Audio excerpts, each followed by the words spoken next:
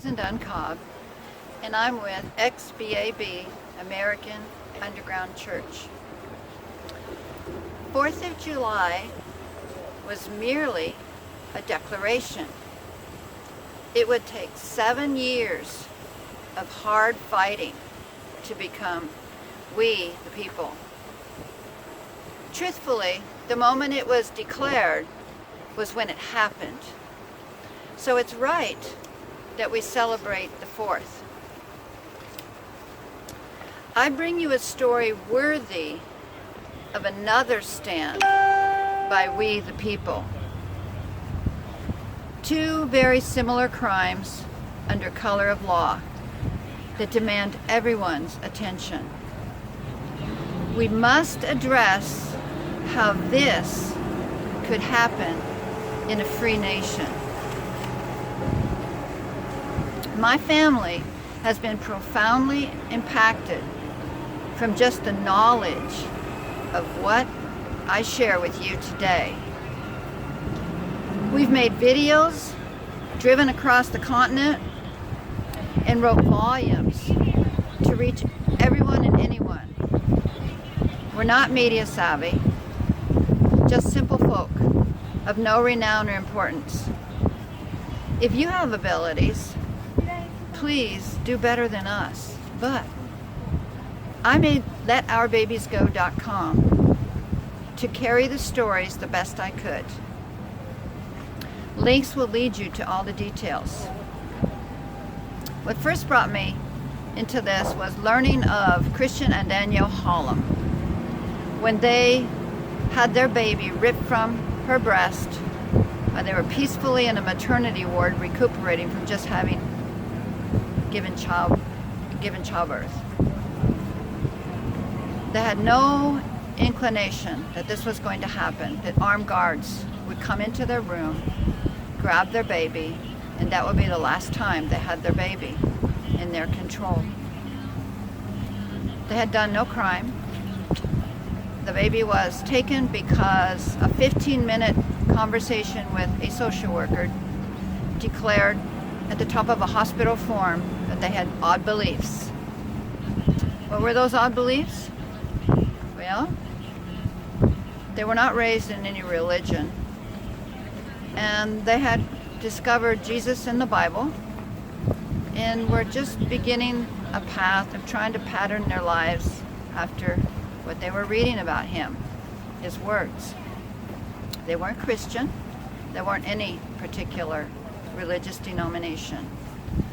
But they were declaring themselves to be missionaries. And they were on a journey of discovery with a creator God that they were wanting to get to know more.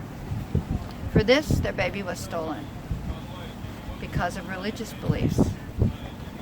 I believe it was called predictive neglect. The final reason that the baby was kept.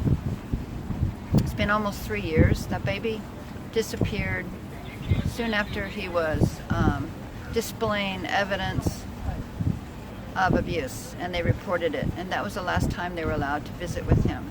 He was not quite a year old. I got to know the Hallams really well. We went to Alabama and stayed with them a month, and then we went to DC when they did that to try to get more help for their cause, to let people know just what had happened. They tried everything. I began the letourbabiesgo.com web page when I was just covering their story. But in the 3 years, I have learned of many others. The most horrendous one has just occurred a few months ago in Connecticut with Peter and Susie Theodoro. Theirs is unbelievable, and everybody should know that this happened. They were traveling. They lived in Tennessee.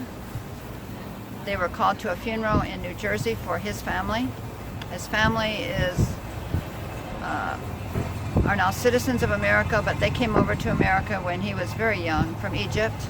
They're Orthodox Christians, Coptic Christians.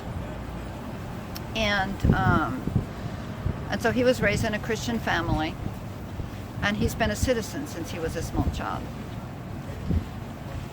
Susie and Peter are mixed races. Susie's white. They have strong family roots, large extended families on both sides, a very stable home. They met when they were in medical school. They both have master's degrees.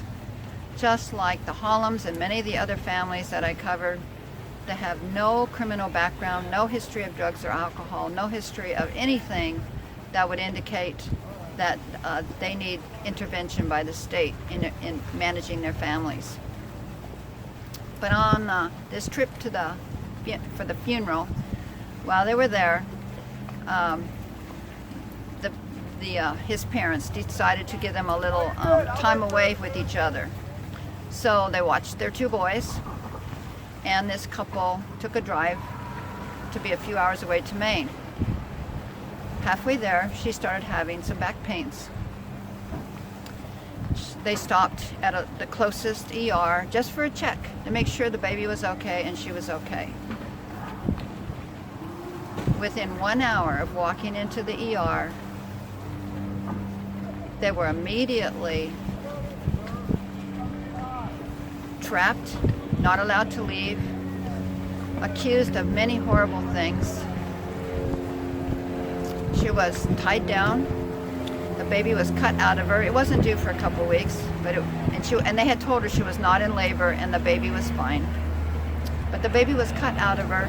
They nearly dropped it in the delivery, and the baby was stolen. Peter was threatened that if he moved or did anything in any way, said anything, that he would be immediately incarcerated. He would not be allowed to be with his wife. She was deprived of life-saving medications in that hospital. They were in locked rooms, locked wards. But within 1 hour of having all of that happen, they were sitting in a room with a DHS officer telling them they were not going to be allowed to have their baby. The baby was taken permanently. Why? Something called predictive neglect. 10% chance that you might neglect your child in the future is all that's required for them to keep your child, any child. Imagine if it happened to you with a newborn, their long-awaited little girl. Sophia now belongs to the state. They've nearly killed her. The parents are no longer allowed to see her. They have no idea what's happening to her now. They've been threatened with jail if they tell, which they have told. I'm telling. I want everyone to tell. They've been threatened with the loss of their two boys and everything that they have.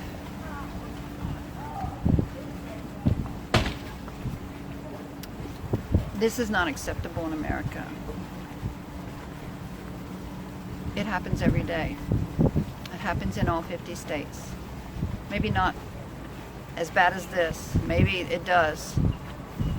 But it did happen to them, and it is happening to them right now. Their baby's only 7 months old. They're in the midst of this fire. So I'm here to tell you, on this 4th, let's us declare our defense of fellow Americans who are having their newborns kidnapped for the crime of predictive neglect. Once again, we need to establish our Constitution, which protects unalienable rights. Rights the government doesn't give, God gives them. If we can't protect our own children, let me ask you, do we even have a nation?